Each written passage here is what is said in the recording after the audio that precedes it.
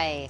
Hello, and welcome to That's English. Today we've got a really fascinating programme about holidays and travel. I love this topic. We're going to see a really interesting documentary about couch surfing. What exactly is that, Annabelle? I understand the two words, couch or sofa, and surfing, but couch surfing? Does it mean the couch gets wet? You obviously haven't tried it, Ashley. No, I haven't. At least I don't think so. When you were when you were younger than you are now, if you were visiting friends of your own age, where would you stay? Well, sometimes on the floor, and usually on the couch. And were you polite to your friend, the host, el anfitrión? Oh, yes. I was always aware, consciente, of the house rules. Good. Well, let's have a look at the documentary. And while you watch, look for the answer to this question. How did Sam feel the first time he went couch surfing? Let's watch.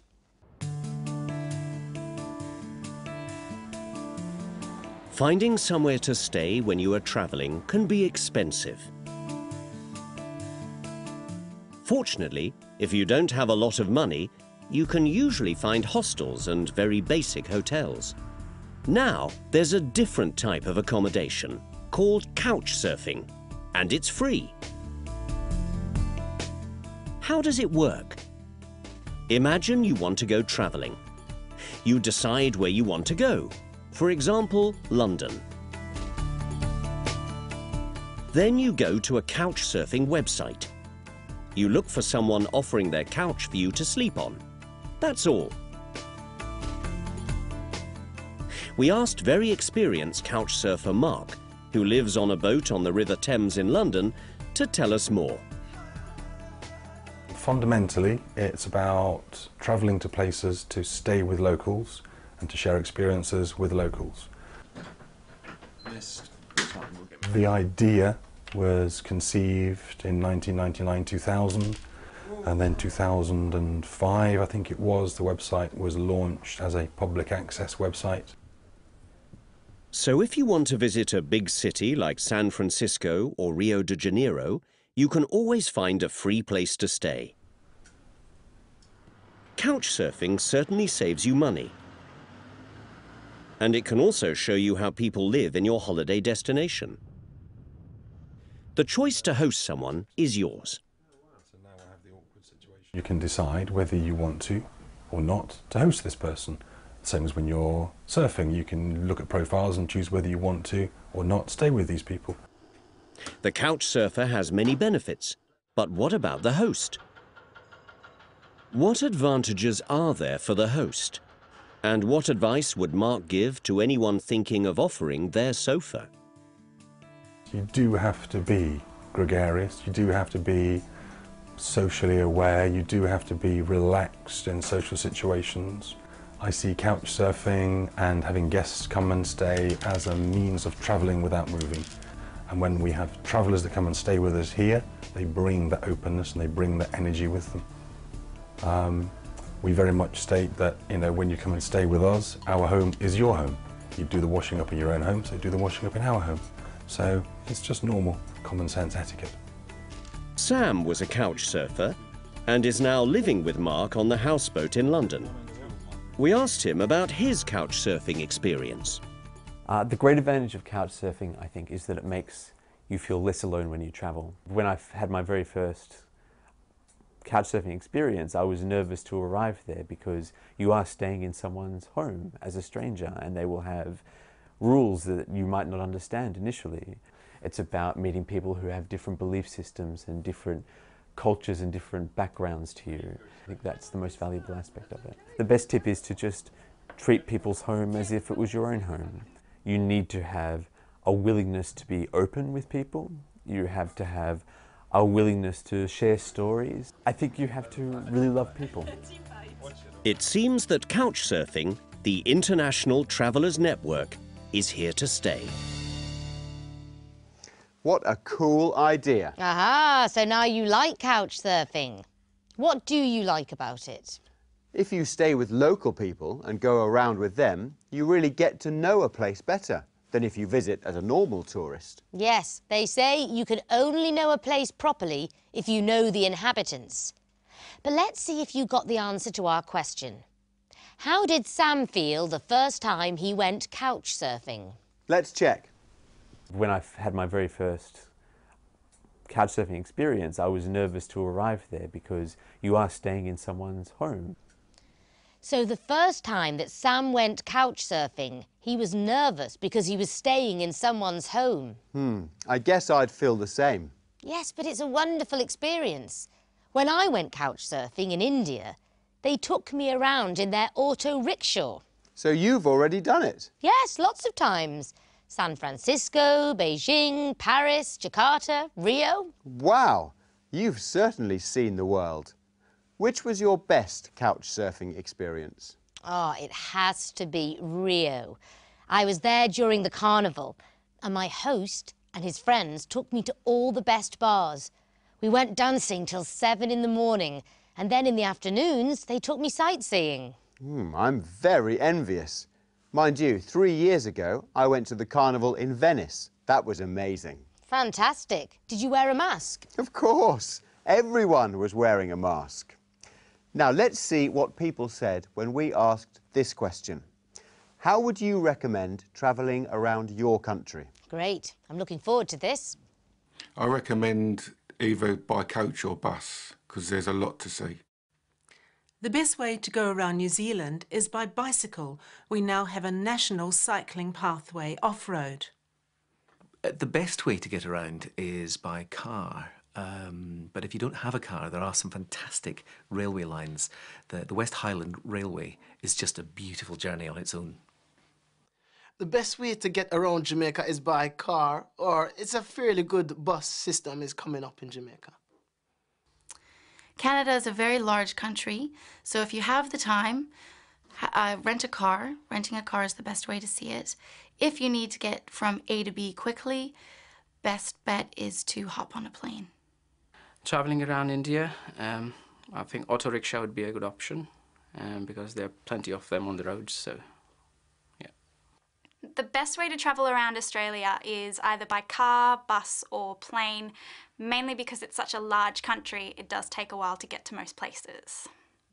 You see, Annabelle, they mentioned lots of different means of transport. The coach, the bus, the bicycle, auto rickshaw, the plane, train. Yes, but the car is still the preferred method of transport in most countries. I suppose if you live in a very big country, like the USA, a car is essential. They also have lots of space for parking, except in the bigger cities like New York, of course. Yes, but there's a fantastic subway system in New York. What we call the Underground in London. Or colloquially, the Tube. That's right. And now it's time to watch Sam and Katie in the next part of their road trip. This episode is a bit different because they're going to travel on a steam train, tren de vapor. Yes, so see if you can find the answer to this. Why doesn't the man on the train fly very often? OK, let's watch.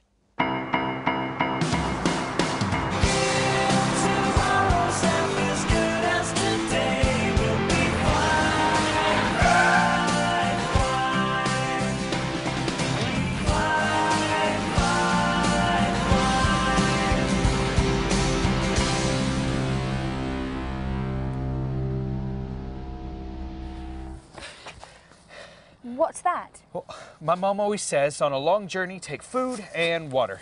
But it's only a 75-minute journey. What if the train breaks down? There's a buffet car on the train, Sam. Oh, okay. I'll just take some cookies.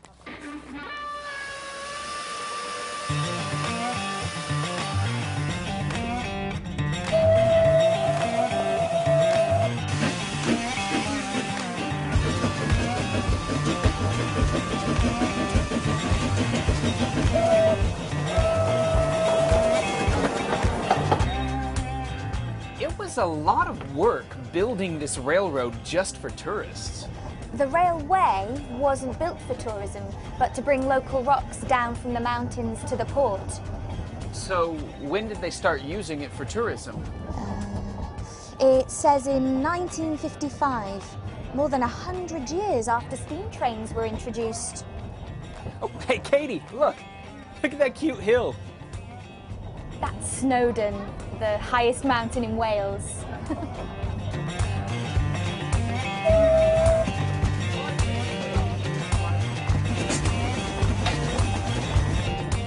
Excuse me, can I ask why you like the railway?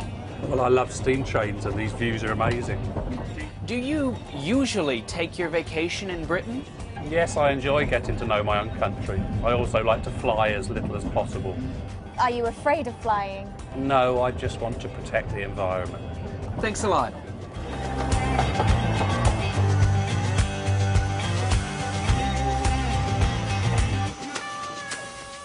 Excuse me, can you tell me when the trains were first introduced? Well, the railway opened in 1865, but it didn't become a tourist attraction until 1955.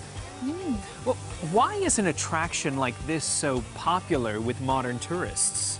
People are fascinated by the past, but they also really love steam engines. Who runs the railway? It's largely run by volunteers. Wow, amazing. Well, we better get back on board. Thanks a lot. Thank you.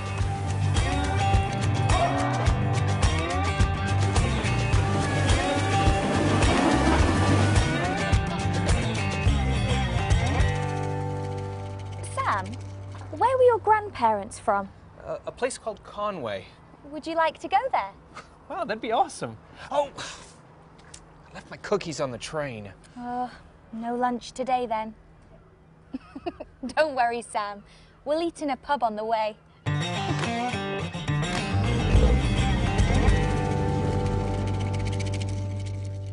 Can you imagine how difficult it was to build that railway? Yes, and without all the sophisticated modern machinery that we have nowadays. Really extraordinary. By the way, did you notice that Katie and Sam used a different word for the same thing? Yes, Sam called it a railroad and Katie called it a railway. Yes, and don't forget that Sam says cookies instead of biscuits. Didn't someone say two nations divided by a common language?